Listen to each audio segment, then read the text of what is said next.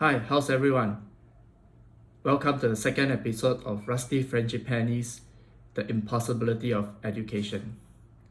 Looking back on episode 1, I've kind of realized that perhaps in that short 8 minutes or so, it was a little bit difficult to be nuanced in my approach in trying to talk about how the domestication of students is problematic. Probably the teachers and the schools are coming across as some evil empire that is responsible for dehumanizing all our children and our teenagers. So episode 2, let me try to provide a little bit more details about what I mean by dehumanization and how that is actually a design of the system that teachers and schools have to deal with. So perhaps I'll just begin first by elaborating a little bit about domestication. The whole idea behind domestication is really similar to the idea of how we have domesticated various animals, either for the farms or for the zoos, as we have mentioned in episode 1.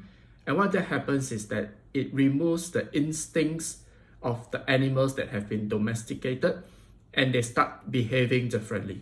So in the same way, children can be domesticated, and in the process of doing so, their natural instincts for creativity, their natural instincts for problem solving, and in many ways, their natural resilience are also removed from them, and therefore they become dependent on the system, just as animals that are domesticated are dependent on the farmers and the zookeepers to feed them.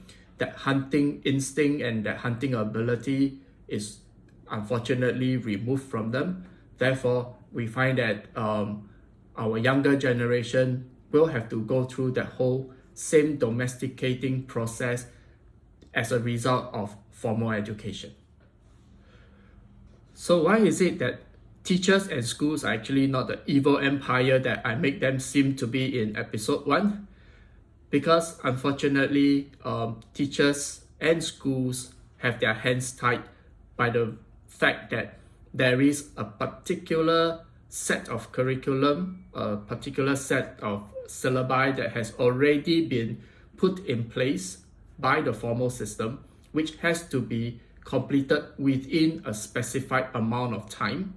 As you would know from the different years in primary school, secondary school, there is that progression that is demanded, and what needs to be done within the year is fixed. And so as a result, teachers are really not allowed to step into the class and say, I'm not sure what you're going to learn today, and let's see what our exploration will lead us to discover. They are not allowed to do that, and the stakeholders will not allow them to do so.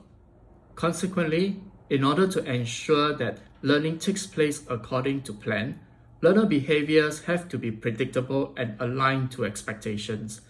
As such, we find that lesson plans begin to usurp individual instincts and trajectories, and thereby causing the domestication of the learner.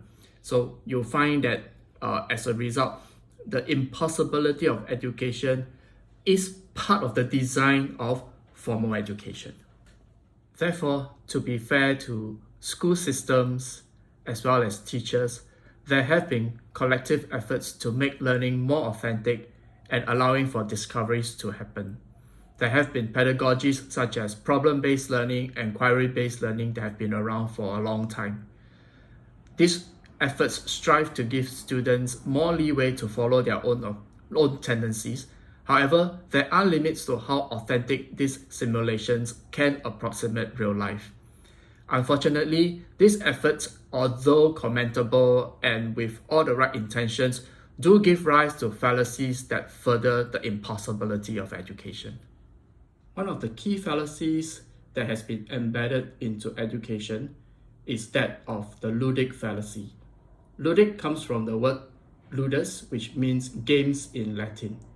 Very often, when schools and teachers try to put in something that is more authentic for students in the form of games or simulation, in order to approximate to real life, what they inevitably do is that they introduce ludic fallacy into the curriculum. The most common example will be trying to learn about probability through the use of dice. When you roll dice, you get 1 to 6. However, the danger with that is that there can only be outcomes of 1 to 6 when we roll a pair of dice. In real life, unfortunately, the possibilities of outcomes is not restricted to just 1 to 6. Despite all mathematical modeling, you might have 6 most likely outcome, but we all know that in real life, unfortunately, a 7th possibility will pop up when we least expect it. So finally, parents, beware. Success in school does not always translate to success in life for a very simple reason, because school is not able to approximate itself to real life, because school is totally predictable, but as we all know, life is unpredictable. See you at the next episode.